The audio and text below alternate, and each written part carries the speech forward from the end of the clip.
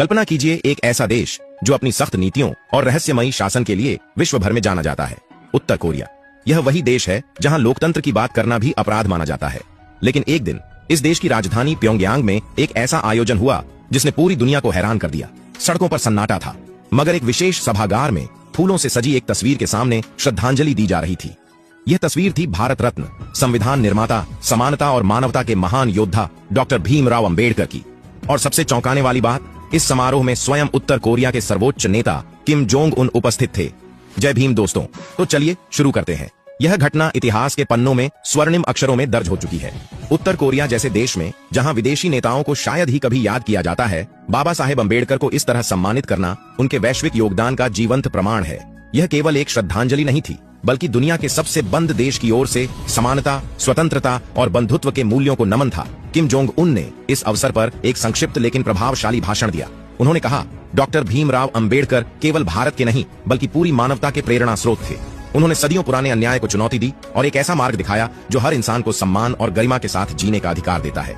आज हम उत्तर कोरिया में उनके आदर्शों को सलाम करते हैं। इस समारोह की तैयारियां कई हफ्तों पहले शुरू हो गई थी।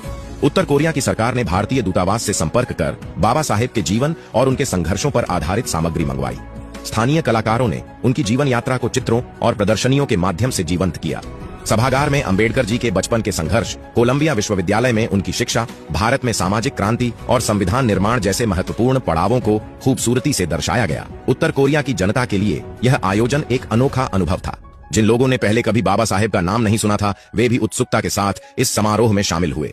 स्कूलों और विश्वविद्यालयों में विशेष व्याख्यान आयोजित किए गए, जहां छात्रों को बताया गया कि कैसे अंबेडकर जी ने न केवल भारत बल्कि पूरे विश्व के लिए समानता और मानवाधिकारों की मिसाल कायम की। इस आयोजन ने पूरी दुनिया को आश्चर्यचकित कर दिया। भारत में इसे गर्व के क्षण के रूप में देखा गया। भारतीय मीडिया ने इसकी व्यापक कवरेज की और अंतर्राष्ट्रीय मंचों पर भी इस कदम की सराहना हुई। कई विश्लेषकों ने इसे उत्तर कोरिया के लिए एक संदेश के रूप में देखा, सामाजिक समानता और मानवाधिकारों की दिशा में एक नई सोच का संकेत। सोशल मीडिया पर वन अम्बेडकर इन नॉर्थ कोरिया ट्रेंड करने लगा। दुनिया भर में अंबेडकर के अनुयायियों ने इस खबर को शेयर कर उनकी वैश्विक स्वीकार्यता पर खुशी जताई।